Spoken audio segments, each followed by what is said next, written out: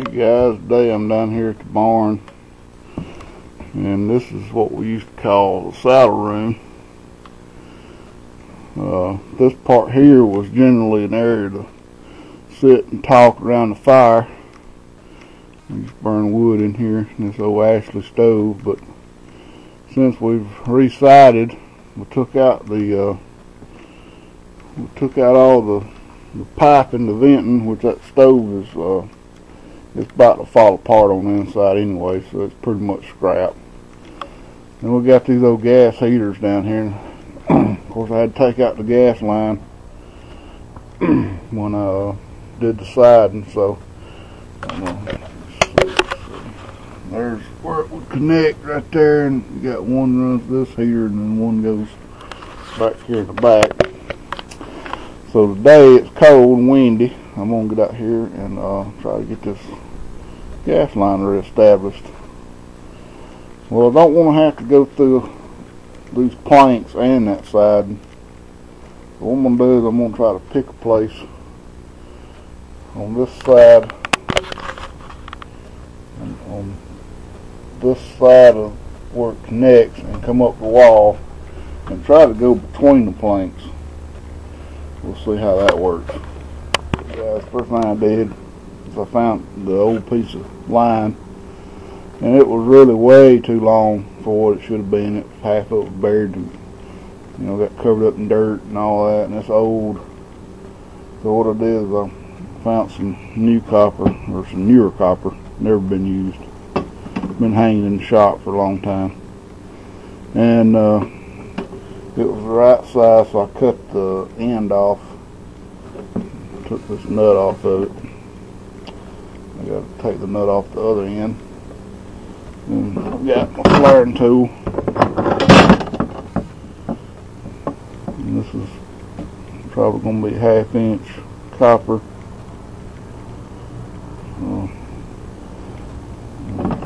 There's the other end of it. Basically what I'm going to do is just put the nut on and I'm going to flare this end. Just single flare, 45 degree. Easy, nothing to it.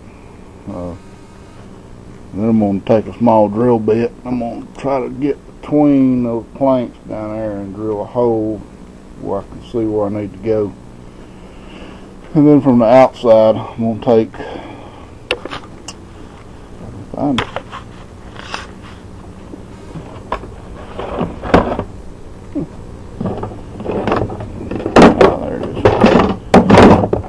From the outside, I'm going to take this Forstner bit and go through it with my drill. Okay, guys, got a hole located. It wasn't quite as far over. I was hoping to get it over in this area some, but the boards just wasn't far enough apart unless it went up real high, and I didn't want to go that high with it. So basically, I'm going to have to come down and make a 90 and go into that fitting. Go in that fitting right there. Okay, so as you can see this, what I'm going to do is we've got to get this part the 1/2 inch size around the back. Put on here, and then we want it pretty much flush with the outside.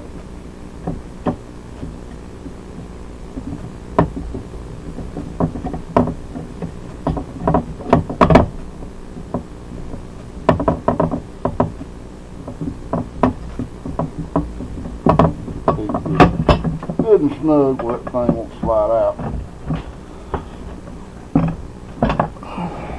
Okay. And we'll put this piece here on.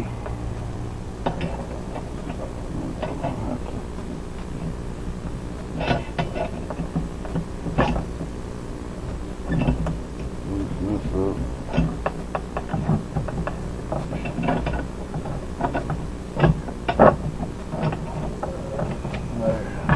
That angle right where it sits there flush.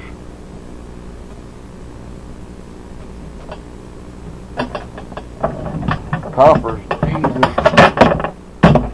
the easiest one to flare.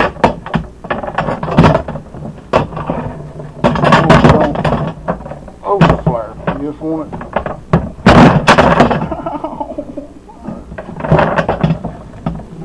Basically, you just want it snugged up. You don't really want to put a whole lot of muscle on it because you'll end up messing up the copper.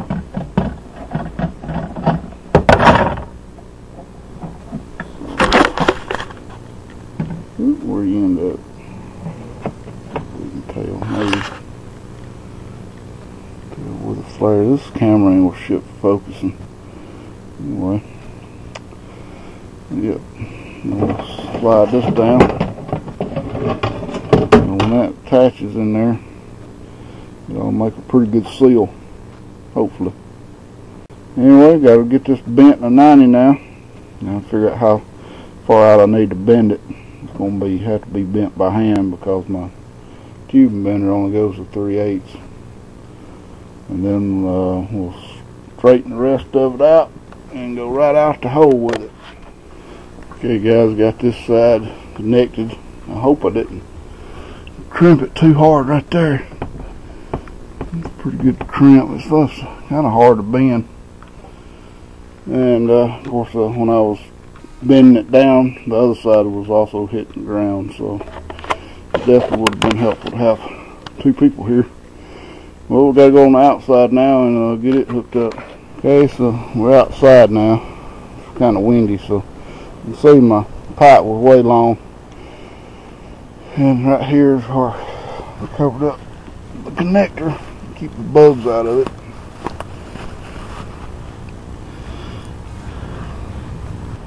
What I'm going to do is I'm going to try to bend it. I'm probably going to cut some of it off and just try to make a loop come down and then come back around. I want it a little bit lower down here for the water to drip off of instead of running onto here. So let's get that done. Okay guys, got it hooked up.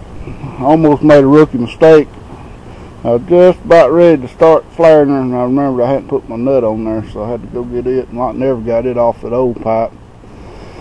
But I think it turned out pretty good. Now any water that hits and runs down through here just drip off. It won't run back, so should be good to go. As long as the cows don't try to step in between it and the wall, we'll be alright.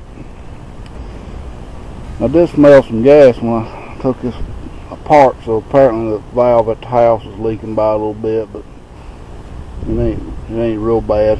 But now I got to go turn the gas on at the house, and I got to find my leak detector stuff to squirt on there, see if it bubbles. Let's get that done. Well, I never could find my store-bought leak detector stuff, but I just made up a bottle of soapy water. And I did find some small leaks at both ends and tighten them up, and no more leaks. So, well, I say no more leaks. Looks like I still got a little bit of something right there. Yep, got a leak. So, I'll tighten that about all I can damn tighten it. This ain't good. I may end up having to take this end off and somehow or another try to redo it. I'm going to try to tighten it up one more time, but I just don't think I'm going to get much more on it. Anyway, tightened up again. Let it sit here for a few minutes. Anyway, what I'm getting at is anytime you're messing with gas, always check for leaks and never check with a fire. When I was a kid, we had a little space heater in my bedroom, and I was bad to take the damn gas line off and, and move it when I didn't need it and then put it back on. And anyway, I was putting it on one day. I was going to check it for leaks, and I took a lighter and went around the valve on it, and that thing lit off. Like scared me to death. Luckily I had enough sense to cut the valve off and stopped it, but it could have been bad. Could have burnt the house down, if I'd been there by myself and panicked. But anyway, let's check it again. It's been a few seconds. Looks like it's good now. So hopefully that got it. Of course I'll check it again after a while, but right now I want to bleed this system. It's a long line from the house. It's full of air.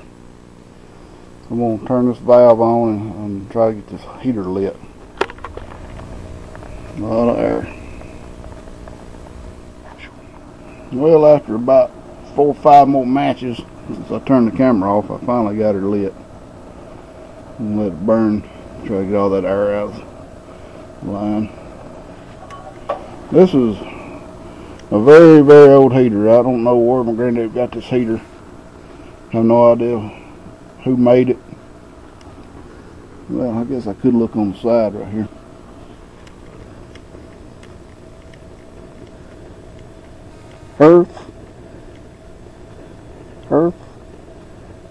Hearthfire Peerless Manufacturing Corp.